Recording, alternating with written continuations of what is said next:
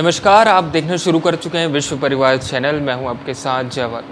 UPSC का result आता है और रायपुर की पूर्वा अग्रवाल को 65th रैंक मिलती है आईएएस के इस रिजल्ट में। खास चर्चा इनसे करेंगे क्योंकि पहले 2023 में ये आईपीएस थी, फिर इन्होंने एक अटैम्प्ट और दिया आईएएस का। एक शायद से कुछ छूट गया था, अंदर की कुछ भावनाएं छूट गई थी, तो अब आप आईएएस हैं। कैसा लग रहा है? बहुत अच्छा लग रहा है।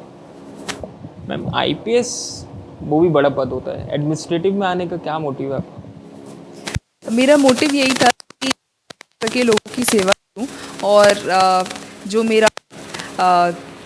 भी मेरे को अपॉर्चुनिटी मिले उसके थ्रू मैं अलग अलग जो सेक्टर्स है, हेल्थ है, एजुकेशन है, विमेन एम्पावरमेंट है, इनमें कंट्रीब्यूट कर सकूं। मैम, एक कलेक्टर की जवाबदारी होती है कि वो पूरे ज़िले को संभाले। कैसे संभालेंगे मैम, क्योंकि यहाँ तो विभिन्न वर्ग हैं। जी, वो सारी चीज़ें हमें अभी ट्रेनिंग में भी सिखाई जाएगी। 2 साल की हमारी ट्रेनिंग होगी कि कैसे हमें सारी चीज़ों को मैनेज करना है और अलग अलग जो स्टेक होल्डर्स हैं उनके इंटरेस्ट्स को मैनेज करना है। तो मुझे यकीन है कि जो लाल बहादुर शास्त्री एकेडमी में हमें इतना सशक्त बनाया जाएगा कि हम इन चैलेंजेस से डील कर पाएंगे। मैम, आईपीएस के दौरान क्या कठिनाई आई थी और आईएएस के दौरान क्या कठिनाई आई आपको? जब मैंने आईपीएस में अलॉट हुआ था मेरा, तो मैंने एक्चुअली वहाँ से लीव ली थी क्योंकि मुझे एग्ज़ाम फिर से देना था। तो बहुत ज़्यादा फील्ड का एक्सपीरियंस मुझे अभी तक मिल नहीं पाया है। मैम, क्या क्या सेक्रीफाइसेस आपने करने?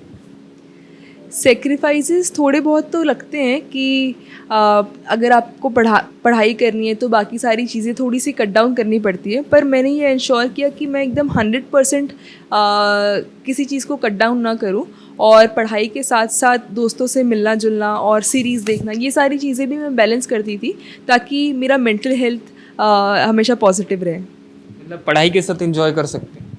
जी, बट वो लिमिटेड होता था जिससे सिर्फ मैं रिफ़्रेश हो सकूं और उसके बाद दोबारा पढ़ाई कर सकूं। अप्रोक्सीमेट कितना घंटा पढ़ाई आप करती थी मैम? पढ़ाई के ऐसे नंबर ऑफ़ आवर्स मेरे फिक्स्ड नहीं थे। वो डिपेंड करता था कि मेरा मूड क्या है और एग्ज़ाम का क्या रिक्वायरमेंट है। अगर एग्ज़ाम पास है तो ज़्यादा घंटे पढ़ती थी और अगर थोड़ा टाइम है अभी तो थोड़ा रिलैक्स्ड रहती थी। शायद से आपका थर्ड अटैम्प्ट था, तो मतलब एक अटैम्प्ट देने के बाद तो दूसरे में कॉन्फिडेंस आ जाता है, फिर 2 देने के बाद तीसरी में तो आपको पता ही चल गया होगा कि क्या आने वाला है, कैसे आने वाला है।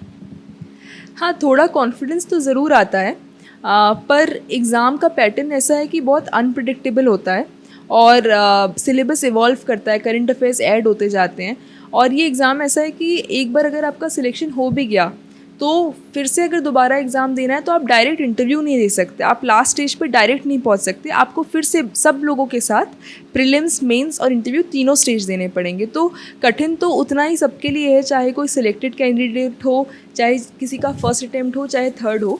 पर हाँ, ये है कि अगर किसी का पहले सिलेक्शन हो गया या पहले अटैम्प्ट दिया है तो उससे डेफिनेटली कॉन्फिडेंस तो आता ही है।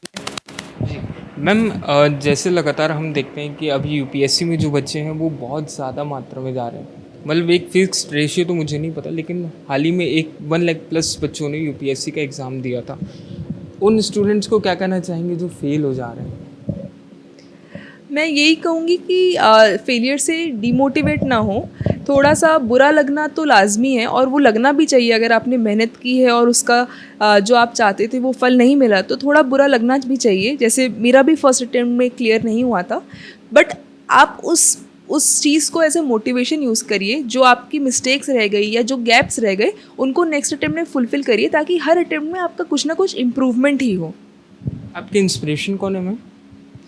मेरी इंस्पिरेशन मेरे मम्मी पापा है, मेरी दीदी है, क्योंकि इन सबको मैंने हमेशा से देखा है कि बहुत इन लोगों ने भी पढ़ाई में बहुत अच्छे अच्छे पद पे रहे हैं और बहुत मेहनत की है, तो इन तीनों को देख के मैं बहुत इंस्पायर हुई थी।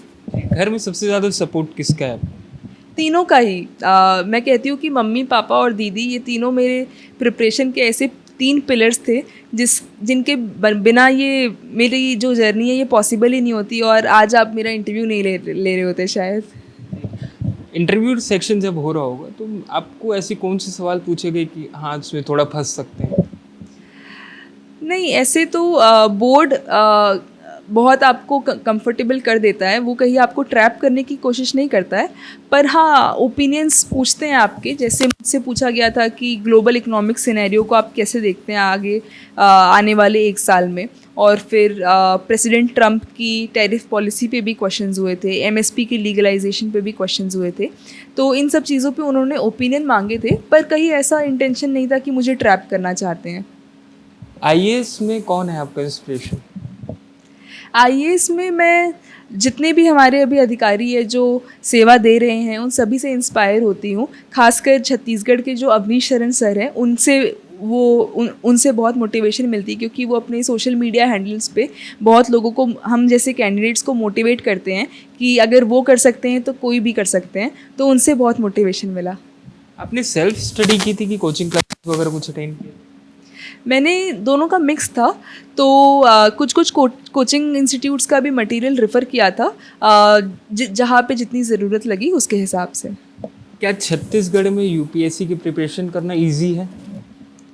जी, अब तो ऐसा हो गया कि जितने भी रिसोर्सेज हैं वो सारे ऑनलाइन अवेलेबल हैं। अब ऑनलाइन लेक्चर सारे कोचिंग वाले भी लेते हैं, सारा टॉपर्स भी अपना मटेरियल ऑनलाइन अपलोड कर देते हैं। तो पहले जैसे लोगों को सिर्फ दिल्ली जाके प्रिपरेशन करनी पड़ती थी, अब वैसा नहीं है, क्योंकि अब डेमोक्रेटाइज हो गया है जो नॉलेज है और जो यूपीएससी का मटेरियल है। तो अब आप कहीं से भी उसकी प्रिपरेशन कर सकते हैं।